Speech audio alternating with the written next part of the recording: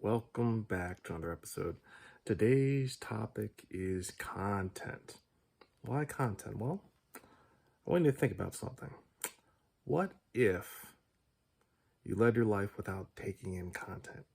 It would kind of be like taking everything in real time as you experience it, but not in any other capacity. So if you weren't actually there to take in, let's say, a situation or experience, having someone tell you about it, that really represents content. But the whole idea of what content essentially is the ability to contain it.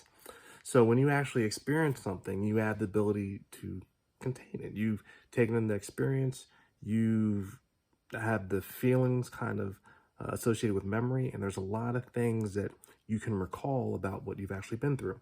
And so you actually have the ability to contain this information. Now, without content, that means that you could, let's say, interact with the world, but the world would not be able to give you replays. So you're either taking it in real time or not at all. And the world would be a very, very different place if that wasn't, in fact, the case. Now, probably one of the earliest ways in which content was essentially shared between people was with communication. So when you actually talk to other people, you're getting information that you didn't necessarily have before because they're sharing their perspective, their memories, their content. So the ability to actually gather that is part of a learning experience. It's part of experiencing, let's say, the world. So what I want you to think about is what a powerful and special time we actually exist in, where you actually have so many different forms of content and so many different ways to absorb it that you essentially can pick and choose what actually works the best for you. Now, just to go back to through that little history, storytellers were one of the first essentially describers or providers of content. They would essentially grab the news and the stories and the piece of information that people wanted, and they would constantly share and tell communities like what these stories actually were. That was a way of passing down history. You have that within families, within anything that you've taken in as a group, and you kind of have a way of passing that down. Now, after you essentially had the storytellers, there was a way to absorb content in a way that made it, let's say, individual and unique. And if you're not familiar with that, you probably got that much earlier in life via a book. Now, I'm not sure the last time you've actually read a book, but the power of a book is the same value that a storyteller had. The only difference is you didn't need the storyteller, you didn't need access to the storyteller for them to actually tell you. So it didn't matter what time or what location it actually happened. The book is something you could take with you and you can open it when you want and go to whatever content you actually wanted to take in. And so that was powerful. Now, people don't really talk about books so much these days.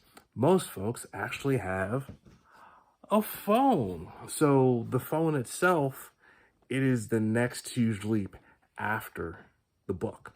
Because between the book and the phone, you've had audio, you've had video, you've had all these various forms of content, cassette tapes, videotapes, then digital media, and now all that content's on the World Wide Web, on the internet, and now you can use your phone or a computer to actually get there.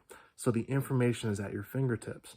So the content that you actually want is really as far away as really it takes you to think about the question, type it into a computer or some type of interface, and receive the answer.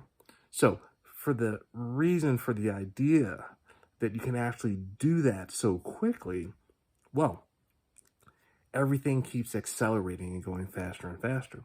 So if content is evolving in a way in which you can get what you want when you want, and that moves the same way, let's say, it even moves faster than money, I'd like to say.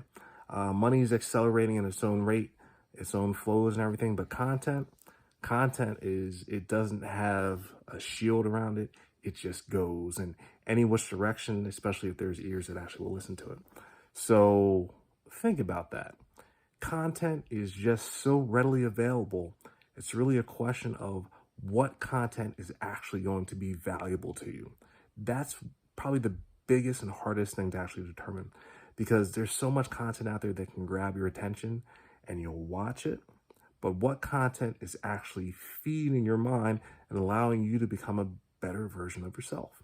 And so I challenge you with that question. What content are you actually taking in? And how is that content actually serving you? There's so much content out there. It's so readily available. But what content is actually serving you? So I encourage you to ask yourself that question.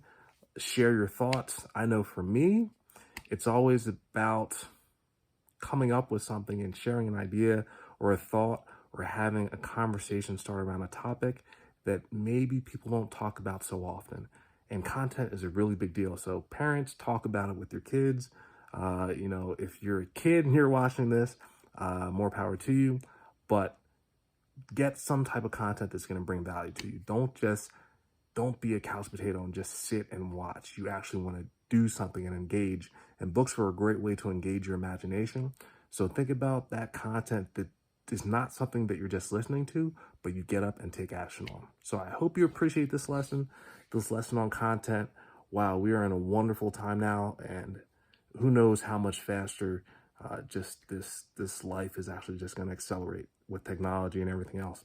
But as far as a content piece, be deliberate in what you actually choose to take in and make sure that it's serving you. So this is Etzel Brower signing off, but appreciate you tuning in and can't wait to share another lesson with you. But until then, bye.